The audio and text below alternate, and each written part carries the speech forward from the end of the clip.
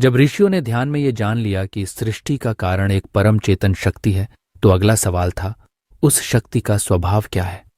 वो काम कैसे करती है? अगर वो एक है तो ये दुनिया इतनी अलग अलग, इतनी ज्यादा क्यों दिखाई देती है? यहां श्वेताश्वतर उपनिषद एक बहुत ही अनोखा और गहरा सिद्धांत बताता है, जो वेदांत दर्शन की सबसे ऊंची चोटियों में से एक है। ये ईश्वर और माया की व्याख्या है। उपनिषद ईश्वर को माइन कहता है, जिसका मतलब है माया का स्वामी या महान जादूगर। अब यह समझना बहुत जरूरी है कि यहां माया का मतलब क्या है।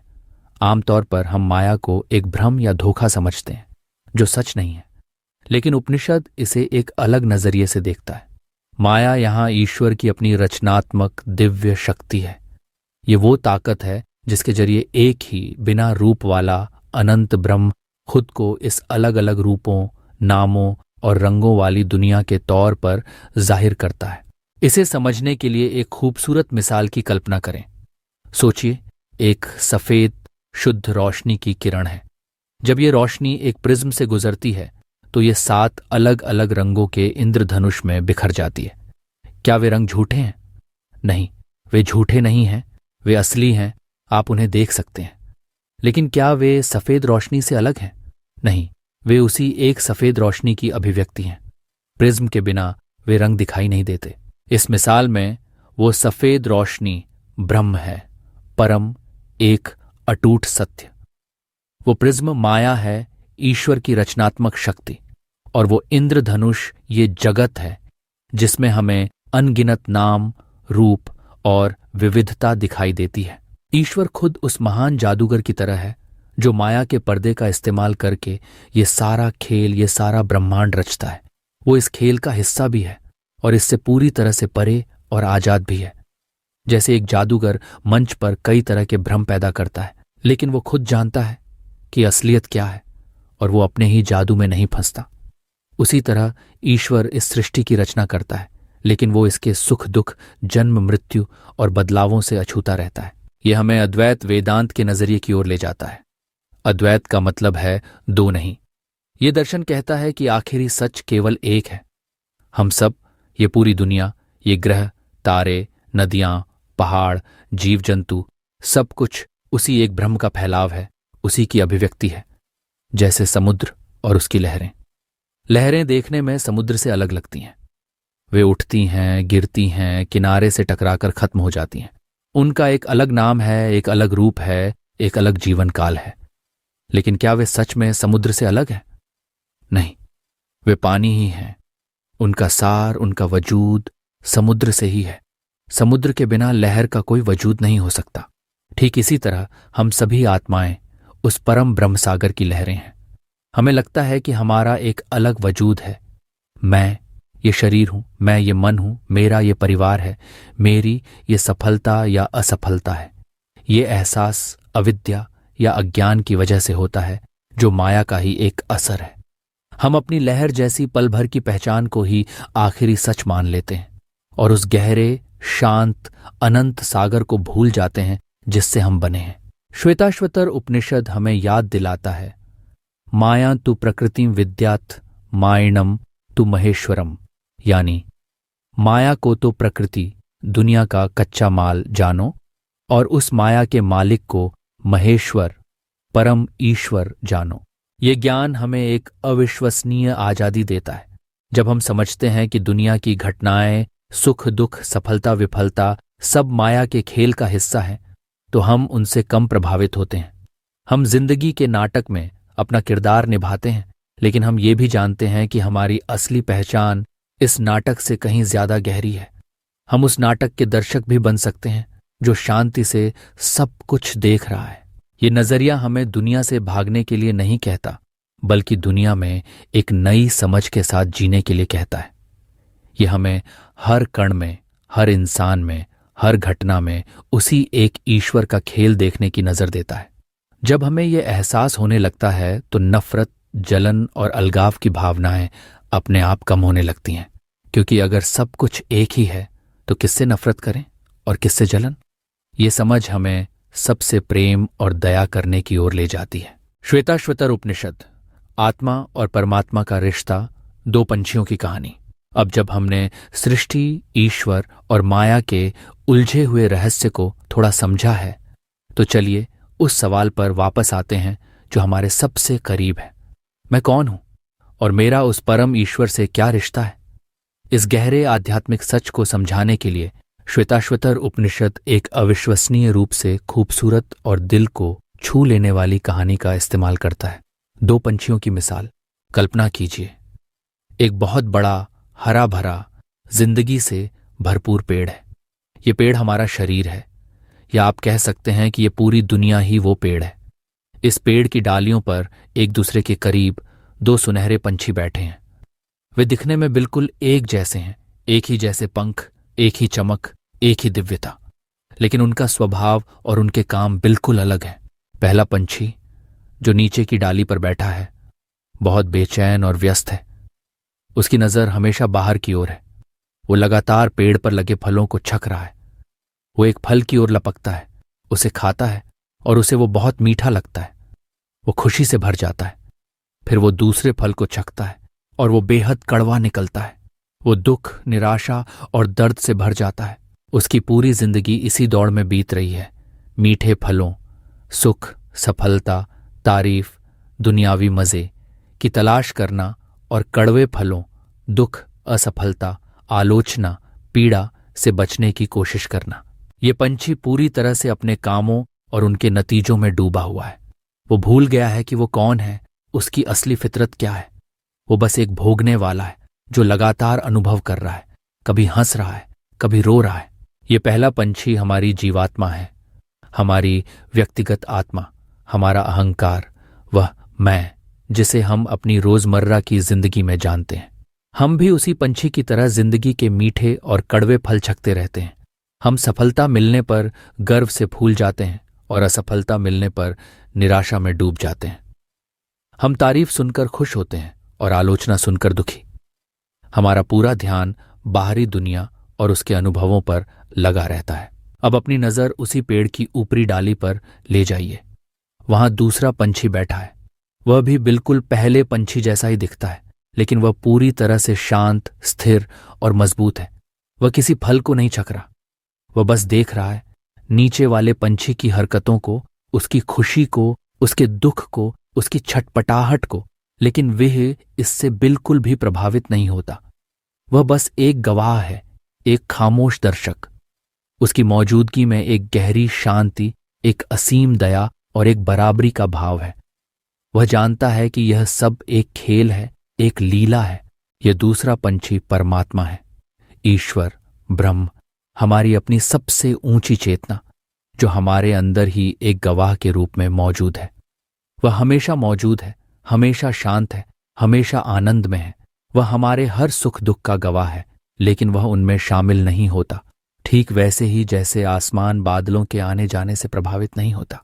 कहानी का सबसे भावुक मोड़ अब आता है। नीचे वाला पंछी यानी हमारी आत्मा जन्मों जन्मों से इन मीठे और कड़वे फलों को खा खा कर थक चुका है। उसे समझ आने लगता है कि मीठे फल का सुख पल भर का है और उसके पीछे हमेशा कड़वे फल का डर लगा रहता है। वह गहरी निराशा और दुख में डूब जाता है। उस दर्द के पल में वह अचानक अपनी नजर ऊपर उठाता है और पहली बार वह उस दूसरे शांत, चमकीले पंछी को देखता है जो हमेशा से वहीं था, बस उसने कभी ध्यान ही नहीं दिया था। वह उस साक्षी पंछी के शांत और आनंद से भरे स्वरूप को देखकर हैरान रह जाता है। उसके अंदर एक गहरी इच्छा होती है कि वह भी ऐसा ही बन जाए। जैसे जैसे वह उस साक्षी पंछी पर अपना ध्यान लगाता है, उसकी ओर बढ़ने की कोशिश करता है, एक अद्भुत घटना घटती है। उसे धीरे धीरे यह एहसास होने लगता है कि वह उस दूसरे पंछी से अलग है ही नहीं। उसकी अपनी चमक, अपने पंख, अपना रूप बिल्कुल वैसा ही है। जो शांति और आनंद वह बाहर खोज रहा था, वह तो उसकी अपनी ही फितरत है।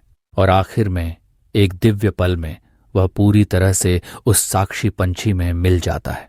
उसकी अलग पहचान, उसका भोगने का भाव, उसका सुख दुख, सब कुछ मिट जाता है। उसे अपनी असली पहचान का एहसास होता है। अहम ब्रह्मास्मि, मैं ही ब्रह्म हूं। वह जान जाता है कि वह कभी भी दुखी या सीमित था ही नहीं। वह हमेशा से वही शांत, आनंदमय साक्षी ही था। यह खूबसूरत कहानी हमें सिखाती है कि हमें कहीं और जाने की जरूरत नहीं है।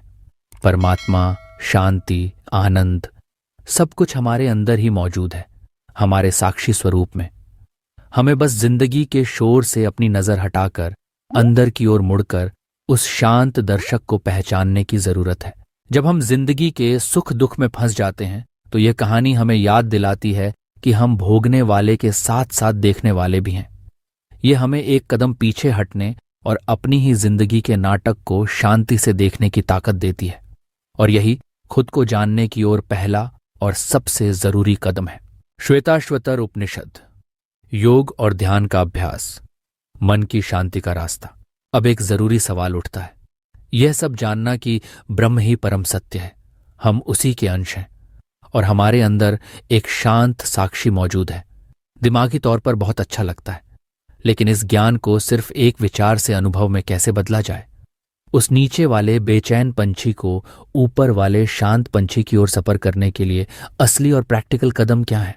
इसका जवाब श्वेताश्वतर उपनिषद बड़े ही साफ और प्रैक्टिकल तरीके से देता है, योग और ध्यान के अभ्यास के जरिए। यह उपनिषद सिर्फ एक दर्शन की किताब नहीं है, बल्कि यह खुद को जानने के लिए एक प्रैक्टिकल हैंडबुक भी है। ऋषि कहते हैं कि इस परम सत्य का अनुभव सिर्फ बहस या बातों से नहीं हो सकता। इसके लिए अपने मन और इंद्रियों को साधना होगा, उन्हें अनुशासन में रखना होगा और चेतना को अंदर की ओर मोड़ना होगा। उपनिषद योग की प्रक्रिया बताता है। यह शरीर को स्थिर और आरामदायक स्थिति में रखने की बात करता है, जैसे कि छाती, गर्दन और सिर को एक सीध में रखना। यह इंद्रियों को मन के साथ दिल में बिठाने की सलाह देता है, यानी बाहरी दुनिया से ध्यान हटाकर अंदर की दुनिया में लाना। यह प्राणायाम यानी सांस की गति को नियंत्रित करने और धीमा करने के महत्व पर जोर देता है। क्यों? क्योंकि हमारी सांस और हमारा मन गहरे तौर पर जुड़े हुए हैं। जब हमारा मन बेचैन, गुस्से में या डरा हुआ होता है तो हमारी सांसें तेज और छोटी हो जाती हैं, और जब हम अपनी सांसों को जानबूझकर धीमा और गहरा करते हैं तो हमारा मन भी अपने आप शांत और स्थिर होने लगता है। प्राणायाम मन के घोड़ों को काबू करने की लगाम है। जब शरीर स्थिर हो जाता है और सांस शांत हो जाती है, तब ध्यान की प्रक्रिया शुरू होती है। ध्यान क्या है? ध्यान है मन को एक जगह टिकाना। हमारे मन की आदत है कि वह एक ख्याल से दूसरे ख्याल पर, एक इच्छा से दूसरी इच्छा पर लगातार कूदता रहता है, ठीक एक बंदर की तरह। ध्यान इस बंदर मन को ट्रेन करने की कला है। श्वेताश्वतर उपनिषद में ध्यान के लिए एक बहुत ही सुंदर मिसाल दी गई है। जैसे कोई नदी जब अशांत और लहरों से भरी होती है तो उसमें आप चांद का अक्स साफ तौर पर नहीं देख सकते। अक्स टूटा फूटा और धुंधला दिखाई देता है। लेकिन जब वही नदी पूरी तरह से शांत हो जाती है, जब उसकी सतह एक शीशे की तरह स्थिर हो जाती है, तब उसमें चांद का साफ, सुंदर और पूरा अक्स दिखाई देता है। ठीक इसी तरह हमारा मन वह नदी है, आत्मा या परमात्मा वह चांद है जो हमेशा आसमान में चमक रहा है, पूरा और दिव्य। जब हमारा मन ख्यालों, इच्छाओं, चिंताओं और भावनाओं की लहरों से अशांत रहता है तो हम अपने अंदर उस आत्मा की रोशनी का अनुभव नहीं कर पाते। हमें अपनी दिव्यता की एक धुंधली, टूटी फूटी झलक ही मिलती है। योग और ध्यान का अभ्यास उस मन रूपी नदी को शांत करने की प्रक्रिया है। प्राणायाम, मंत्र जाप या किसी एक बिंदु पर चेतना को टिकाने जैसे अभ्यासों के जरिए हम धीरे धीरे मन के शोर को कम करते हैं। हम ख्यालों से लड़ते नहीं, उन्हें दबाते नहीं, बस एक गवाह की तरह उन्हें देखते हैं और उन्हें गुजर जाने देते हैं।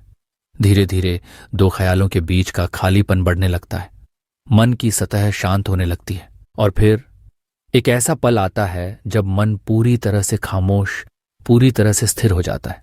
उस अंदरूनी खामोशी में, उस गहरी शांति में पहली बार आत्मा की रोशनी, परमात्मा का स्वरूप बिल्कुल साफ तौर पर जाहिर होता है। इंसान को अपने सच्चे मैं का, अपने साक्षी स्वरूप का सीधा अनुभव होता है। ये कोई किताबी समझ नहीं है, ये एक जिंदा, सीधा अनुभव है जो जिंदगी को हमेशा के लिए बदल देता है। उपनिषद योग के अभ्यास के लिए सही जगह का भी जिक्र करता है। एक ऐसी जगह जो समतल हो, साफ हो, कंकड़, आग या रेत से मुक्त हो, और जहां का माहौल मन को शांत करे, जहां बहुत ज्यादा शोर न हो। यह दिखाता है कि हमारे ऋषि कितने प्रैक्टिकल थे। वे जानते थे कि अंदरूनी शांति के लिए बाहरी माहौल का भी महत्व होता है। यह साधना सिर्फ प्राचीन ऋषियों के लिए नहीं थी, ये आज हमारे लिए भी उतनी ही, बल्कि शायद उससे भी ज्यादा जरूरी है। आज की दुनिया में हमारा मन लगातार सूचनाओं, सोशल मीडिया, तनाव और प्रतिस्पर्धा की लहरों से घिरा हुआ है। हम पहले से कहीं ज्यादा बेचैन और बिखरे हुए हैं।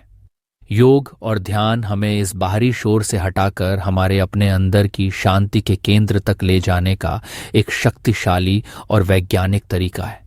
यह हमें उस शांत साक्षी से जुड़ने में मदद करता है जो जिंदगी के हर तूफान के बीच में भी शांत रहता है।